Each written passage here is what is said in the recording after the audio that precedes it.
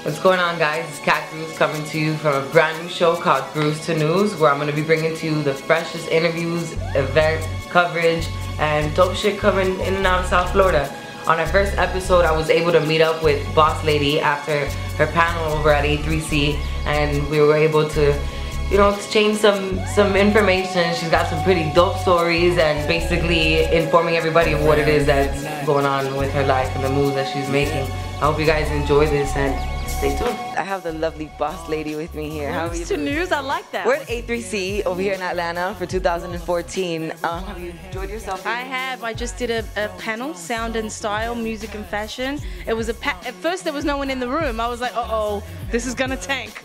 But the room filled up very quickly and it was amazing. So yeah, I love A3C. It's incredible. It was in fact a good panel and very educational panel as well. I appreciate you putting that out. 17 years old, I was trying to figure out what college I wanted to go to. Okay. You were published already. What, at such a young age, what gave you that power, that inspiration to not want to be out and doing the regular things and actually be a go-getter at such a young age? I wanted to be a journalist from a kid. I remember there's a photo of me in the 3rd grade reading a book called The Reporter, and like my head is in this book, like trying to suck up all the knowledge. So at 17, I was an intern at a music magazine called Juice in Sydney, Australia, where I'm from.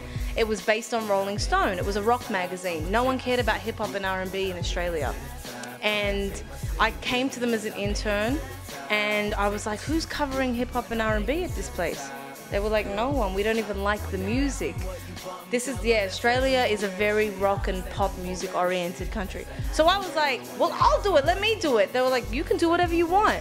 It was unbelievable. I was at this magazine, I was getting every free CDs, every free album, all R&B, all hip hop, everything was coming to me. Interview opportunities were coming to me. Fast forward a couple years, at 19 I got to interview Jennifer Lopez. Oh look, I had a heart attack, trust me. I started crying when I saw her. She said, don't cry. I was like, oh my God, you don't understand. Okay. But no one else at the magazine wanted to interview her because they didn't understand it. And I grew up from a young kid living in Australia, loving hip hop and R&B from as far back as I can remember. I was published because I saw an outlet, I saw a lane for myself. I went to a rock music magazine and said, you guys need to cover more urban music. And they let me do it. So you've got to always find your own lane and just kind of smash it down. What was the biggest challenge that you The biggest challenge was Australia is a very interesting country. I love it with all my heart because that's where I was born, that's where I was raised. But there's an inherent racism in Australia that doesn't get talked about enough. I'm of a Middle Eastern background, so with the inherent racism that can reveal itself in Australian media at times comes a dislike and a fear of hip-hop, because hip-hop was made by minorities. So I feel like for me it was a constant struggle to want to be a journalist that was raised by the Source magazine and Vibe magazine. I was buying these magazines, they were like $10, $15 each in Australia because they would ship them specifically, and I would go use my little pocket money and pay for them. And I was influenced by these magazines to start my own, so I started Urban Hits, which was the magazine I started at 22, 23 years old. But the biggest challenge was always convincing people that hip-hop in Australia was viable because no one believed in it. And because the majority of kids that loved hip-hop were minority kids, and we had no voice in Australia. So I was constantly being pushed out of things. I wasn't invited to events. I wasn't considered a serious journalist because I focused on urban music. But I tell you what, man, the gratification that comes out of winning when everyone counts you out is that's me creating my magazine and having it become Australia's most successful hip-hop and R&B magazine ever is my biggest crowning achievement to this day. And I can just say I did it when no one thought that I could. Now, you came here to the US at what age? I was 26 years old when I got here. 26. Yes. That bravery, you came alone, just by yourself? By myself. 2 suitcases and a dream, as they say. Okay. I left all my family. I come from a very close, crazy family. I was the first person to leave. And yeah, man, but I always knew I wanted to live in America. New York, I moved from down under to uptown, I always say, because I live in Harlem, so yeah. Monster did Dr. J's, which is where I actually first. I know, I love you. You told me you watched my videos. Yes, that means so much to me. a lot of interviews that you did. Which one was the most exciting one that completely blew you out of your mind? Okay, so the one that has the most views is Webby, with almost 1 million views on it at the BET Hip Hop Awards red carpet, where I asked him about his fashion choices and he said, "I've got a big dick." And I was like, what? I didn't ask you that though. And he was like, "You want to see it?" And we didn't keep this footage in, but he actually went to pull it out, which was hilarious. But that has almost 1 million views. That was funny. That kind of got me, like, the next year I was there, people were like, "Oh, you're the Webby girl." And then I kicked off his kind of interesting run of interviews after that.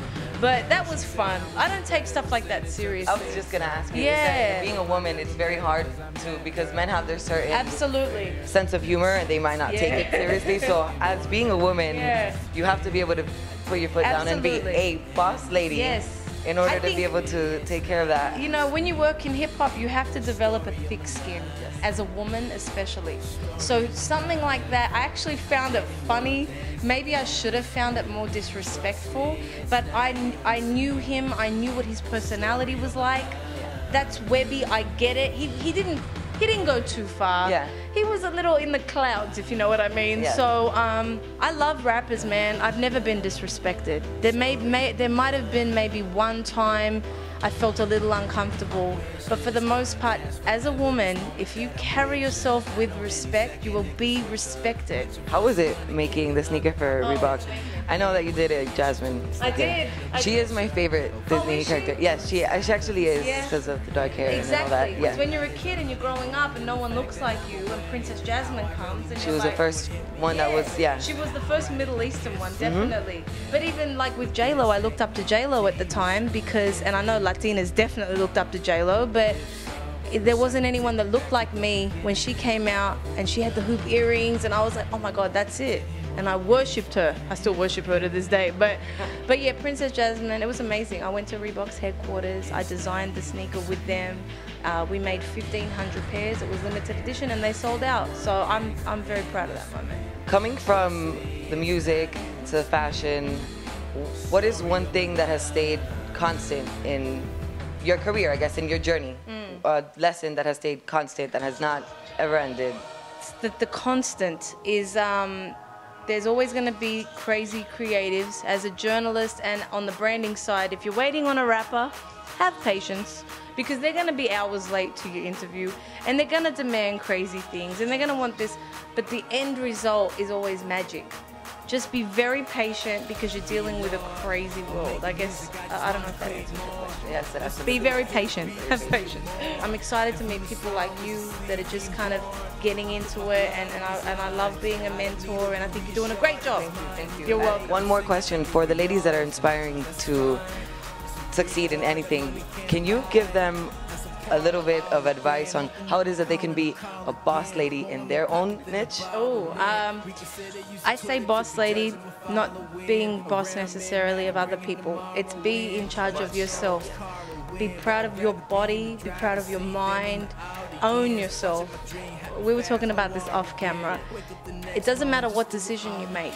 As long as you own that decision and hold it with conviction, then I can't judge you, because you own it. Like, don't be coming to me and saying you're something, but then I can tell in your eyes you don't even feel it 100%. I don't care what you do, how you carry yourself as a woman. If you own it and you've made the decision to be that way, I will respect you and support you 100%. So that's the advice that I will give young women.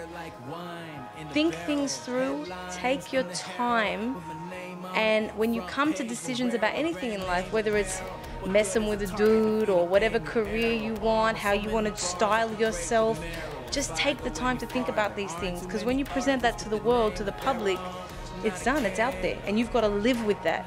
So you remember, you have to live with your decisions. So I don't care what they are. Sleep with 6 dudes, be safe. Be single and be safe. Whatever it is though, just own it. And look me in the eye when you talk to me. So I'll be like, you know what, I mess with you, I respect you. So that's very important to me. Absolutely. I want to thank you very much. You're very welcome. You're welcome. Give me a hug. I appreciate it. Thank you, darling. Alright guys, I hope you enjoyed watching that interview as much as I enjoyed doing it. Make sure you hit me up on Twitter at groovy_ears. Stay tuned for the next episode, which will be premiering every Thursday at 4 p.m. Take care, y'all.